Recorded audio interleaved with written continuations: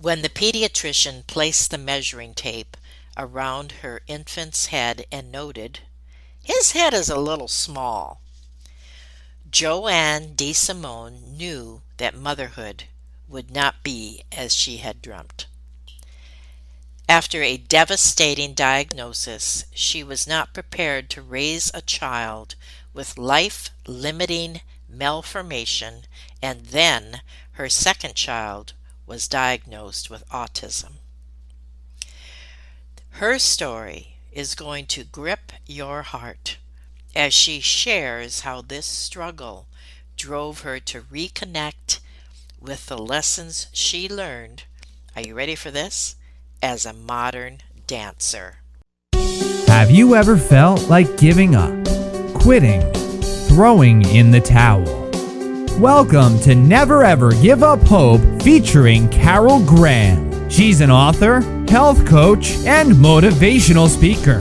Backed into a corner multiple times in her life, Carol shares with you stories on how she overcame some of the toughest obstacles a person can go through in life, but refused to give up hope. Rather than admit defeat, an opportunity was presented, and it involves each and every one of you.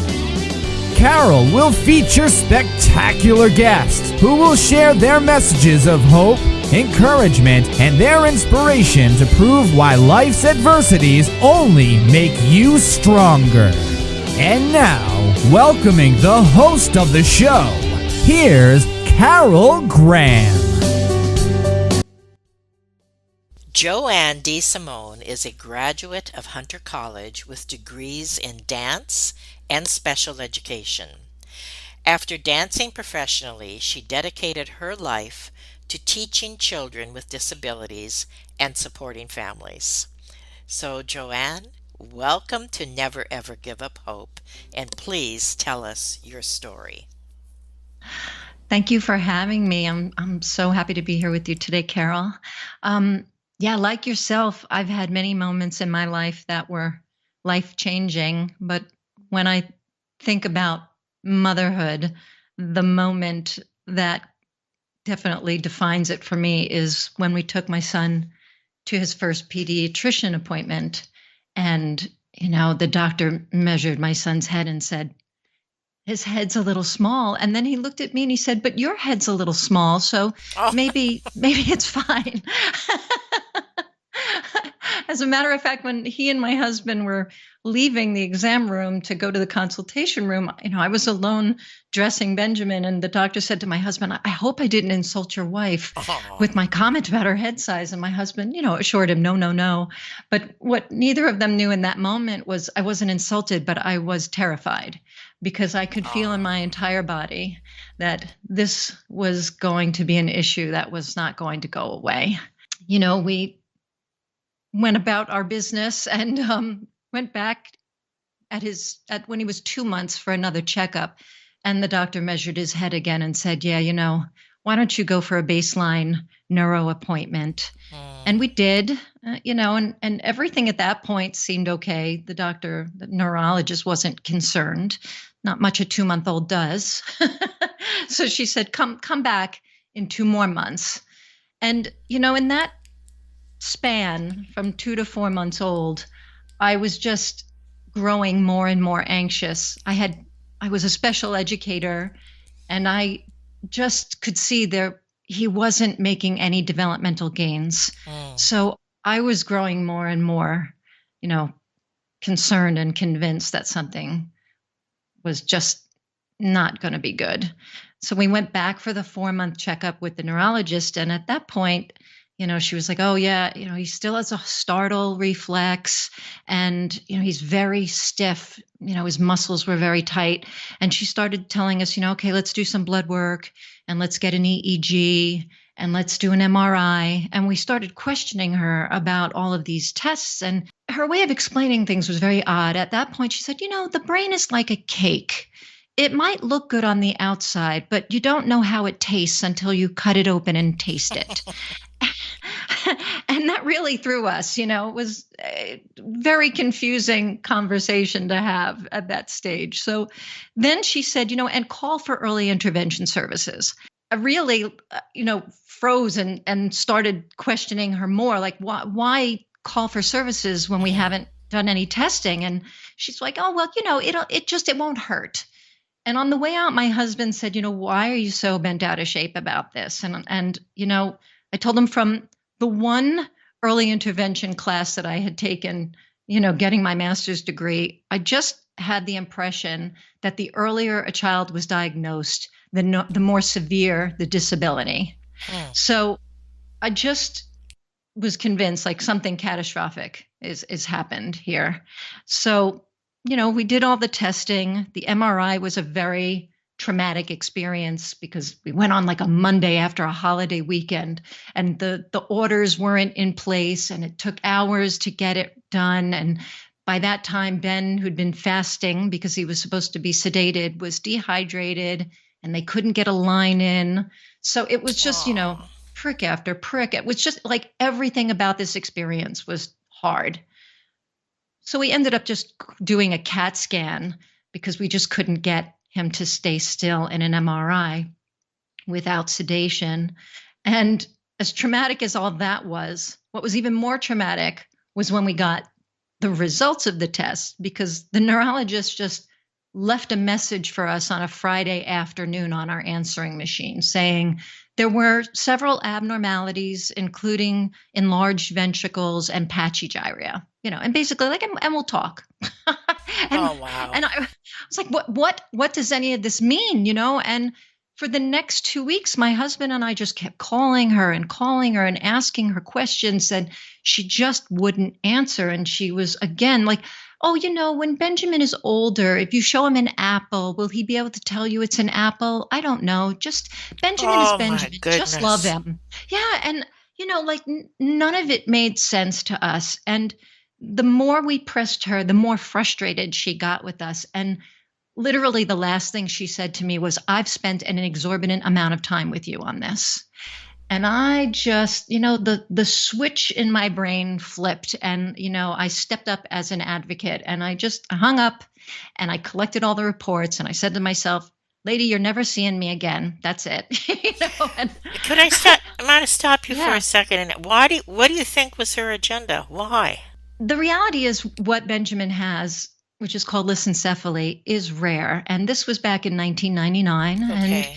I think it was even more rare then. And I honestly don't know if she'd ever seen a patient with lissencephaly. So I chalk it up to thinking she either didn't want to have the conversation or she didn't know how to have the conversation. I don't think she was informed enough. And Hmm. it was out of her comfort zone. And that's the best way for me to sort of Okay. Okay. justify the behavior. But I got all the reports from all of the tests and brought them to the pediatrician. And I just remember, he looked at the report and it did say on the bottom, possibly subcategory of lissencephaly. And of course, I couldn't find anything anywhere on what that meant. And he said, I don't know what this is. Hmm. And I was just, all I could think was, how do you not know what this is, right? And he could see I was just Right. falling apart, right? So Right. he like took me into his office, sat me down, got me water, and he told me like, I'm going to make some calls and I'm going to find out, what this is. And it was a real eye-opening moment, even though, it wasn't resolved and I couldn't feel really good in the moment at all, but I felt like it was very clear. He set the bar. When you don't know the answer, it's okay. Just be willing to partner with me. Hmm. So it just set a standard for me in how doctors should treat us as, opposite of what that neurologist No had been doing. kidding. So, you know, he gave us the name of a new neurologist and we went, and it was in a big hospital in New York, and the doctor examined Benjamin and he looked us, right in the face afterwards and said, well, he has cerebral palsy. And and I was like, wow, I mean, he's 5 months old. How do you know he has cerebral palsy? And when I'm still trying to digest that information, the Right. next thing he said was, he'll probably never walk or talk or use his hands, but more importantly, I don't know what his cognitive functioning will be. I mean, I really didn't hear anything after that. Of course. You know, the bottom fell out. And, it was everything we were looking for. We wanted someone to be straight with us. So I wasn't upset that he was so blunt, but there's no good way to get that, information. So it was tough. And, we didn't own a computer, we didn't have internet, and so it wasn't the kind of thing where we can just, quickly get connected and figure things out. But we did have a friend who worked in computers, and we asked her to look it up. And she found a website for a parent support group. But their tagline was touched briefly for all eternity. And Oh my that was goodness. terrifying. No kidding. So, we quickly got a computer, got on the internet. I joined the group. And, the information just, it didn't get better. It just kept getting more bleak, right? We found out that the average lifespan for a child with lissencephaly then was 2 years. And everything was complicated by things like, seizures that couldn't be controlled, and all kinds of orthopedic issues and feeding problems and respiratory issues. And it was just a building of more doom. And certainly by the time Ben was 7 months old, he did start having seizures, and we couldn't get them under control. And so it was just more terrifying, right? We were convinced at one point there's no way he's going to make it to his first birthday, because he'd been a very happy baby and really social and laughing and smiling, and the seizures were depleting all of those skills. So it just wasn't him anymore. And we didn't know if that was ever going to resolve. Fortunately, we managed to, get him into the hospital. We tried some seizure meds and they weren't working. And then we back in the hospital, try some more. We put him on a really strong steroid medication that wasn't even it wasn't even readily available here in the US. We had to get it through like a special waiver program through another organization. So it was all very complicated. But we did see the seizures, slow down and then resolve for a time. So, we spent the first good year and a half of Benjamin's life just in pure survival mode. I left work. Everything was centered on trying to figure out how to keep this child alive, because we didn't really know what his potential would be. Could So, I go? Can you hold that thought yeah. and just tell me what you were feeling at that time?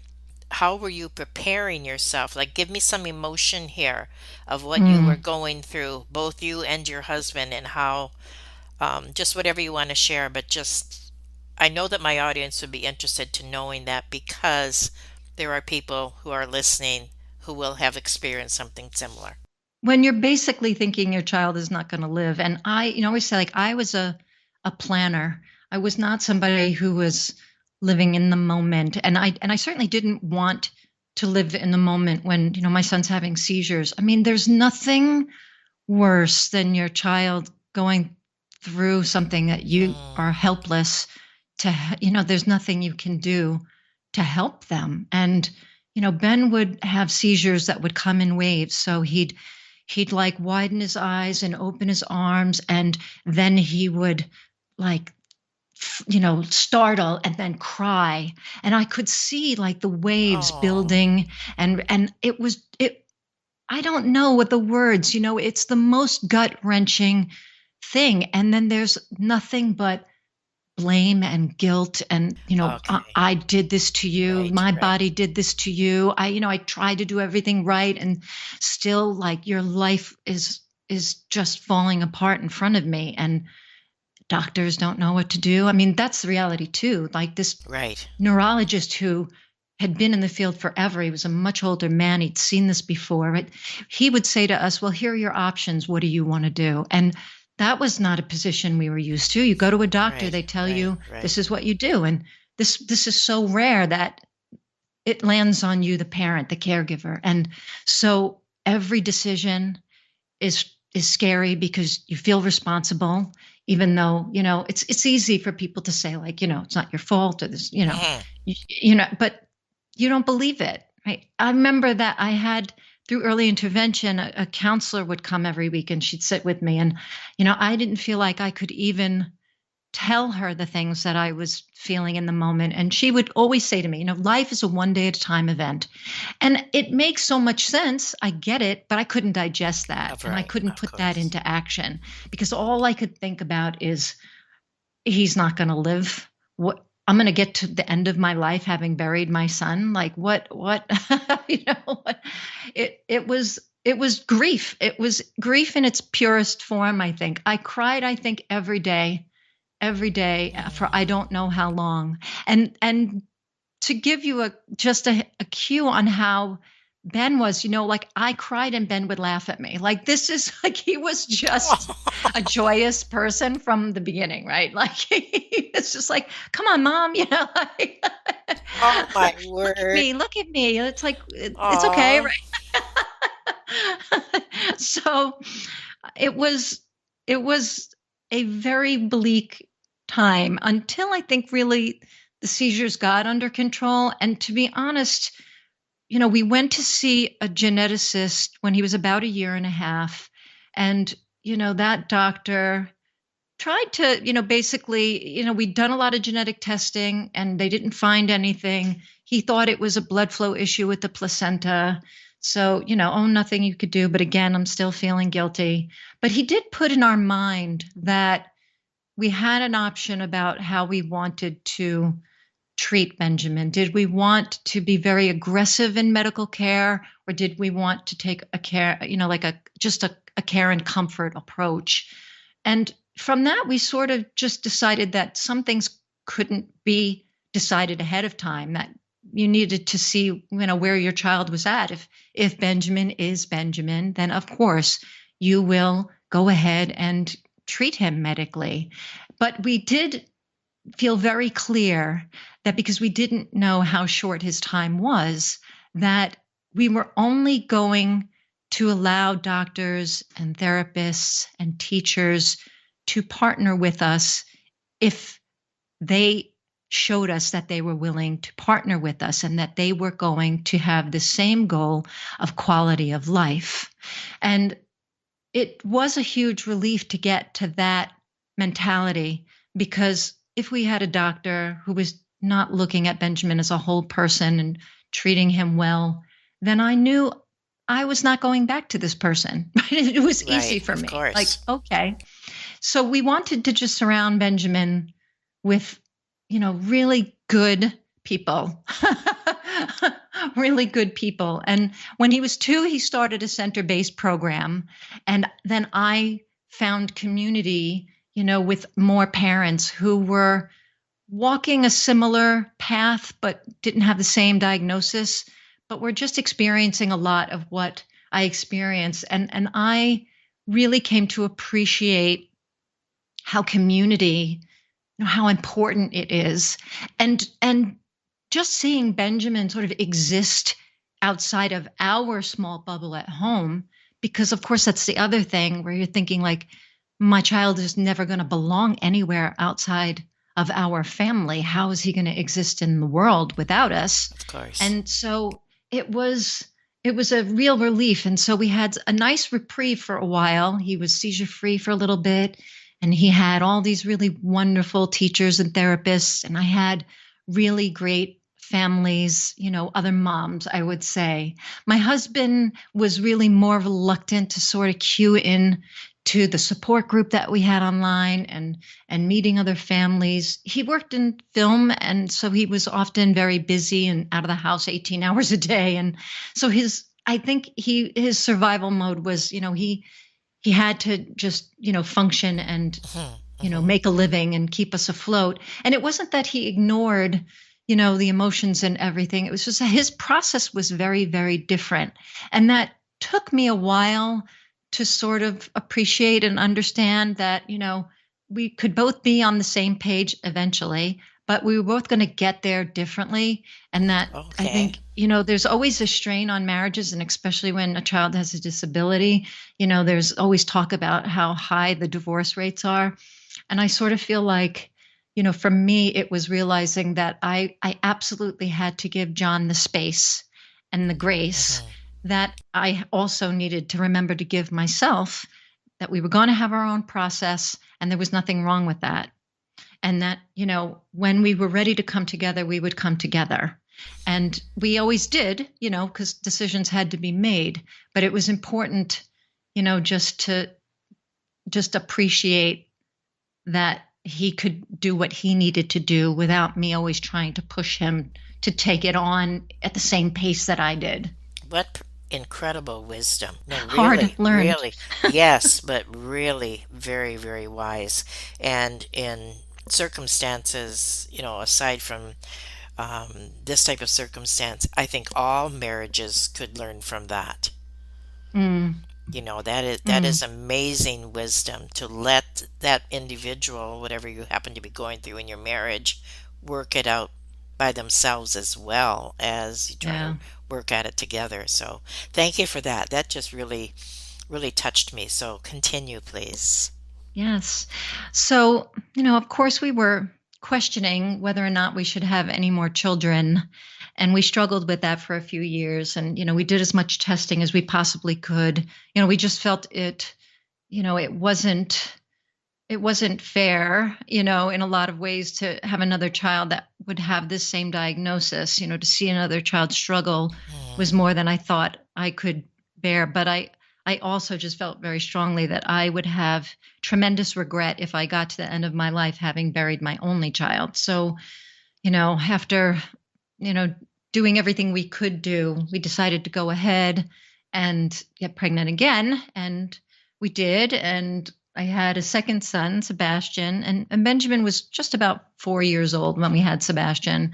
We did a lot of testing prenatally, and everyone was convinced that he did mhm. not have any type of lissencephaly or anything related. So of course we were relieved, and um, for the first year, everything was really blissful. Everything seemed Aw. right on track. And, life was good. I mean, Ben always had, medical things pop up, and, that had its own challenges. But by the time Sebastian was about 1, we realized that his language wasn't quite up to par. And he'd had, a few little words and they were dropping off. And now I had a niece who was on the autism spectrum, so this was something very much on our minds, but something I really Mhm. did not want to entertain, the thought of having 2 children with disabilities. So, I was pushing it down for quite a while.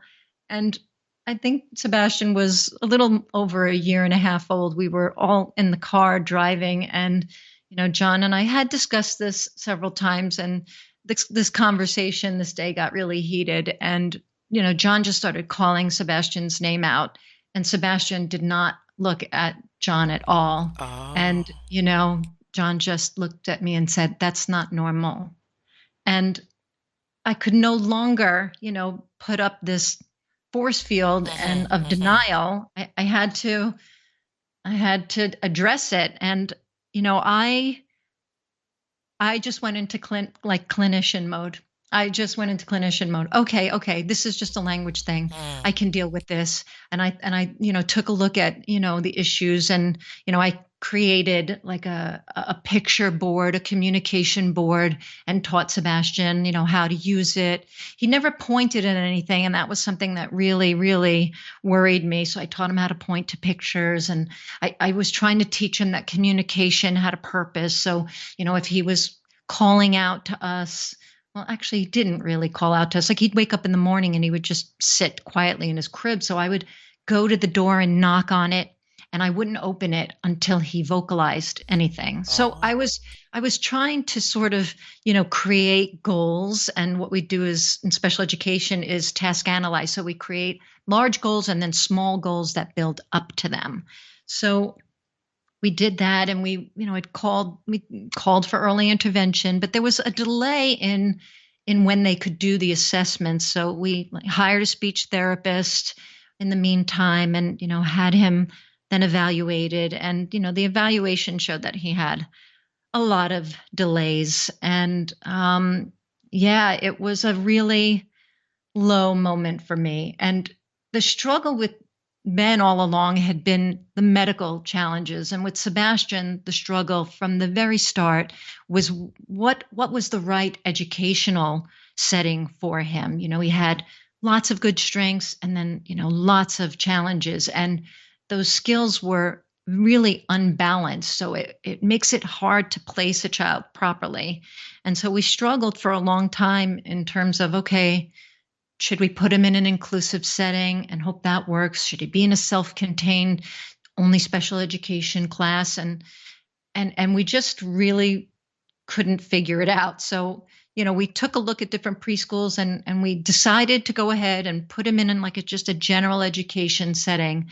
In New York, where we were at the time, they had this wonderful program where they would assign a certified special education teacher to work with a student one-on-one in a general education setting. So we felt like it was the best of both worlds.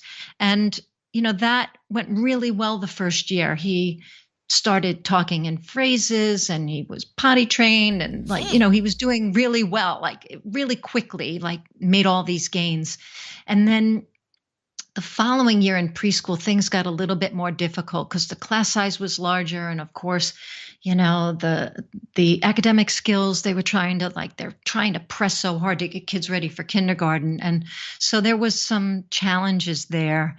But again, by the time kindergarten rolled around, there was, we felt like he had made enough gains that a self-contained class was not going to be appropriate.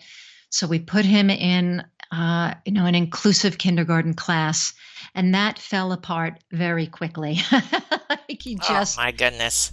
the teachers weren't, able to manage him. He had, he, like a lot of kids on the spectrum, he would run away from time to time. They call that eloping. And, that was an issue that he once just ran out of the cafeteria and they couldn't find him.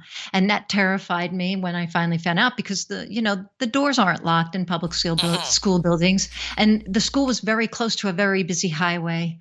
And so the potential danger was, tremendous, tremendous. So, we got to this point where, we hired a lawyer and we were suing the Board of Ed for private school placement. And I spent the year trying to find the right private school. And when we finally found one, the public schools, they dragged the process on so long that by the time they agreed to send them to private school, we lost the placement in the one Oh, school that we thought would work. unbelievable. It was just the lowest point of my life, having struggled for 2 years with him in the educational settings and feeling like, he doesn't belong anywhere.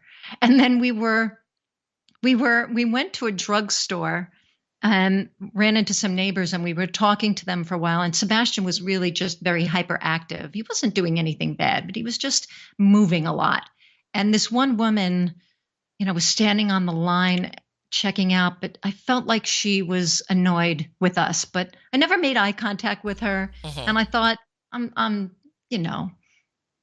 just imagining things. I always joke that, I assume that I'm always doing something wrong because I went, to Catholic school for 12 years. So I figured, it's just me. But I took Sebastian into the vestibule so that he could look at himself on the security television. And while we were there, the woman walked by and she like audibly huffed at us. And I said to her, "What is your problem?" And she turned around and said to me, "My dog is better trained. You should put him on a leash." Oh, unreal. How did your heart handle that? Oh, I mean, I did, try and yell something back at her, but I just, it didn't land, and, and I knew I couldn't like go after her because I had Sebastian. And so I was sort of stuck screaming at her in this vestibule. And I remember turning around to look for, my husband and like the look on his face, like he and like the rest of the customers on the line were looking at me. And I was like, oh, they think I'm just having this unprompted like breakdown. They had not heard what she said to me. And in that very moment, I knew like we can't stay here anymore. We don't belong here. And I have to find a place where both my children are welcome in the community. And fortunately, I had friends who had moved away from Brooklyn and, had found a nice community in New Jersey.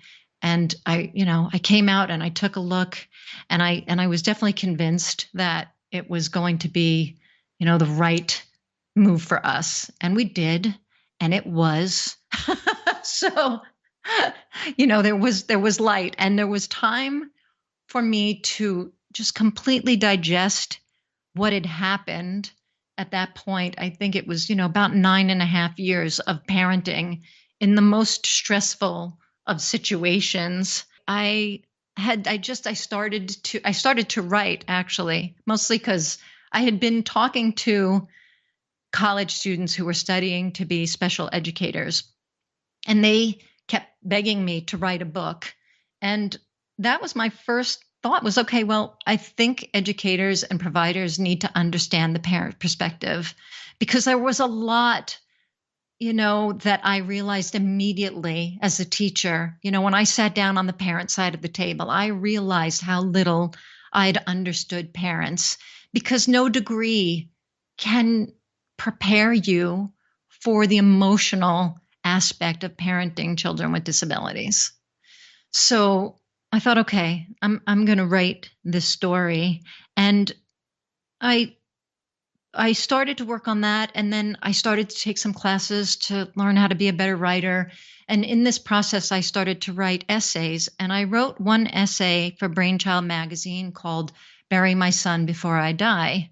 And Mm. in this essay, I talk about having a son who might die and doing everything I could to keep him alive, and being terrified about what happens to him if I die first. And the response absolutely floored me. I mean, I grew up in a family where it was okay to speak your mind and to share your emotions. And so I talked that way, I write that way. It didn't dawn on me to do anything any differently. But parents were writing to me and saying, that for the first time, yeah, this one mom wrote to me and said for the first time, she didn't feel like a monster for having all of these same thoughts.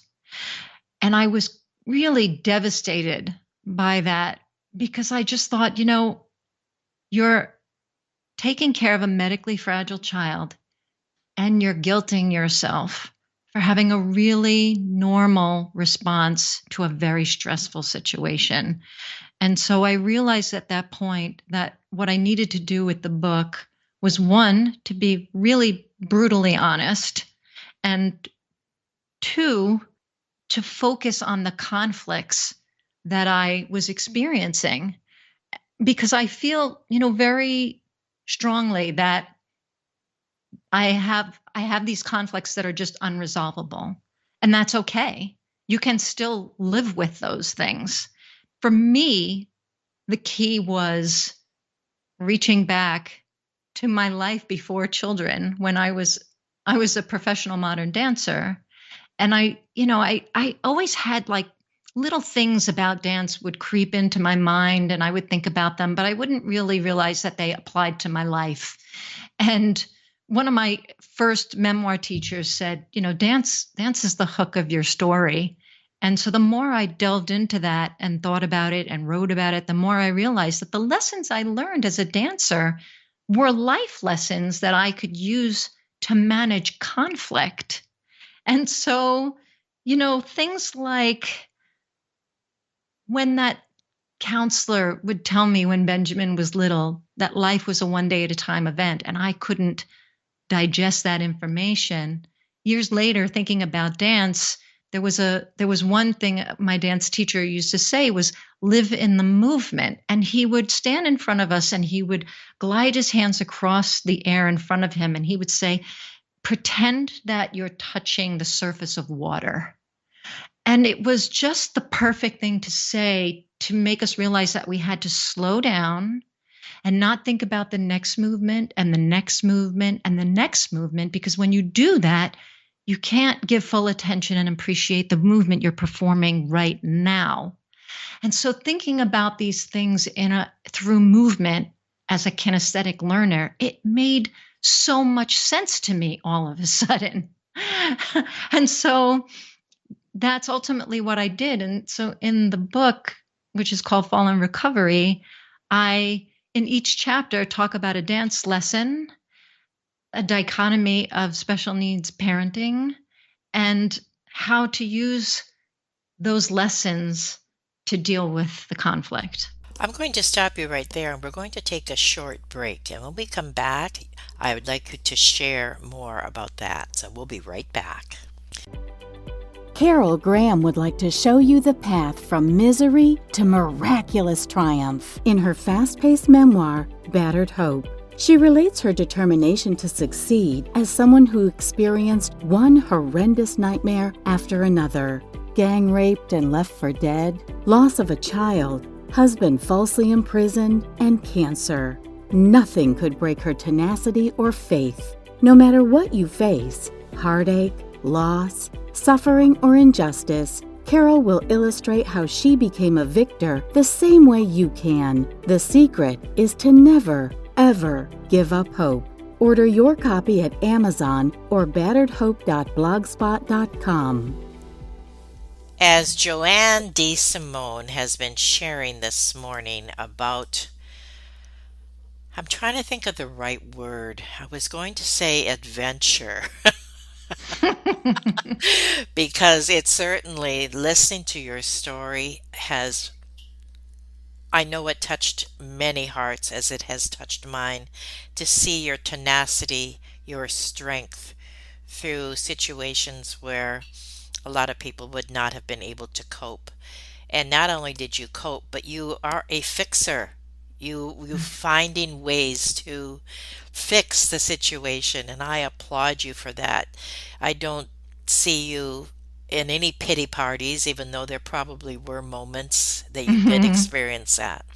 And so I thank you for what you shared, and what an encouragement that would be for our listeners going through something like this, or anything regarding our children and what they possibly may be struggling with.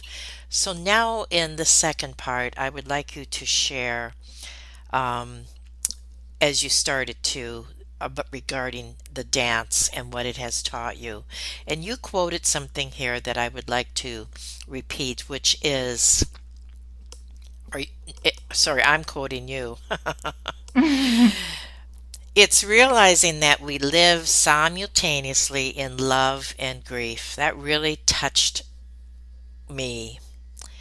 In the end, dance teaches Joanne not only how to move freely through pain, but also how to fall and recover.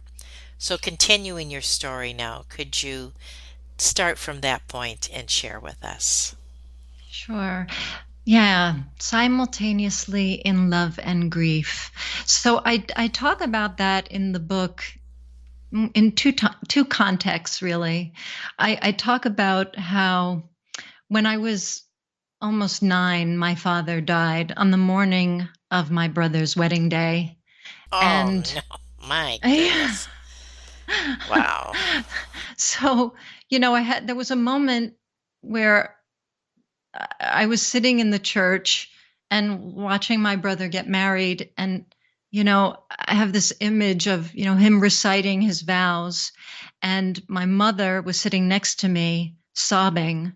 And this idea of this sobbing and this joyful marriage vows commingling in this cold, holy air in the church, was a real, you know, aha moment looking back at it as an adult of that love and grief being married. And I experienced sort of that moment too in dance. When I was in college, I performed this dance called There Is a Time, which is based on Ecclesiastes 3, to everything there is a season. And after one of our run throughs, we were looking at a playback of video. And at the end of the dance, we're in a circle, and the women are supposed to have their dresses all looking the same. But because of the way we did the dance, some of us had the dresses configured differently. So it was like, oh, there was some people on the stage that had been dressed for a time of war, some were, time of peace. And looking at that too, I was like, well, this is life, right? It's everything. It's every Wow. experience that we have all in one visual. And so again, like full circle, it was making me think how these things are connected. And, part of this process was realizing that, there is so much. I think all parents have grief and regret. I mean, every human being does, right? But I think, like, for me, making these connections to everything, especially with dance, where I had some regret leaving it, but I knew it had to be done. But realizing that I could still use these lessons allowed me sort of to just, release the guilt and regret that I have when I realized that I could continue to learn from them. And one of the interesting things that I had learned, it was a specific technique in modern dance called the Jose Limon technique. And fall and recovery is a very big part of this technique. And I like to explain it by having you think about a swing, a playground swing, right? The swing falls and then it rises. And when it rises, it gets to a point of weightlessness before it drops again. In modern dance, gravity is used to create movement. You go down to go up. And it's sort of just allowing yourself to flip the script, like coming down is difficult. And you can look at it as gravity is dragging me down, or you can look at it as this is the momentum that's going to take me back up to a place of contentment and weightlessness. And so just allowing myself to channel it that way makes it, easier to deal with struggles as they come. It's not that, you don't push it aside. I very much believe that being in the moment is not exclusive to when things are going well. You have to, accept that when you're down, you're down. And I think you have to ride that momentum and realize that you're going to rise again. And for me, because it's funny, I don't think I would normally say to people have hope, but to me, that is a definition of hope. So just, sometimes words mean different things to different people, but how you translate things, it's okay. You can do it in a different way and still have the same outcome. Could you share what some specific dance lessons are that you found particularly relevant to parenting children with disabilities? I just find this so amazing, what you are sharing regarding this, and also again the wisdom that you had to make that to draw that connection. So I really thank you for sharing what you have done. And now please share maybe some of these lessons and how they manifest your day-to-day life. Sure. So a very simple one was my teacher would tell us to stand, and lift one leg because he would tell us to drop the weight. And, that didn't always make sense, but he would, make us hold up our legs limply and then just drop it. And, that seems simple enough. But I use that kind of idea, when I have a moment, if I'm spiraling, if I find myself saying things that I know are negative and I just don't have any place, to go in my head, I'll tell myself to drop that weight, drop that weight. So it's a very simple thing. Another lesson that I definitely think about a lot, I say in the book, is it's not about the height of the leg. So in modern dance, it's not how high you can lift your leg and how beautiful the pose is. It's about fulfilling a choreographer's intent and getting a message across to your audience. And in my life with Benjamin and dealing with medical decisions, oftentimes, like when he was getting a feeding tube, right? It was so scary. Okay, now he's going to have, a hole in his stomach, and I'm going to have to deal with all this insurance issues, and I'm going to have supplies that I have to get, and I have to, train how to use all these things, and what is that going to mean for me? And when I pause to say, it's not about me, right? Me, the dancer, is supposed to disappear and just be the message. Me, the mom addressing medical needs, this scenario is not about my needs. It's about his needs. So it allows me to just, take a breath and say, it's not your job to put yourself in the spotlight here. Put Ben in the spotlight and take a good look at him and make decisions based on what he actually needs. So again, it's just a shift in perspective. Could you share your book now, please? Sure. The book is called Fall in Recovery: Raising Children with Disabilities Through Lessons Learned in Dance. And what I really strive to do is to reach families who are, experiencing the things that I have and need to hear that they're not alone in it. And I really want to tell them to validate their feelings. I think there's a lot of struggle sometimes. We're told by society that it's bad to have a child with a disability and that it's bad to feel bad about it. So those are very conflicting messages. And so parents isolate. And I would like for parents to absolutely validate their feelings and their experiences, give themselves, as I said with my husband, the space and the grace, to go ahead and manage all of those feelings and to find their community and to realize that, acceptance or maintaining hope, that is not a destination, that it's a fluid state of being. And it's okay, for it to be more like the swing. Just yesterday I spoke to someone who, the message was like, it was life-changing for them. I think, I've had other parents say even just hearing the title Fall in Recovery was a relief to them. Oh, my goodness. Wow. Like, yes, that makes so much sense. So yeah, I'm just overjoyed, to know that, it lands where it needs to land, with the people who need to hear it. And I'm hoping that, providers, also get to see it and realize what parents aren't telling them. And, even people who aren't working directly with anyone with a disability, I think it's an important piece of work just because I think it's important for everyone in our culture to realize how ableism affects parents. Impactful. Wow. Thank you. How are they doing now, your sons? Oh, well, they are. Benjamin is 26. Oh, my. And Sebastian is 22.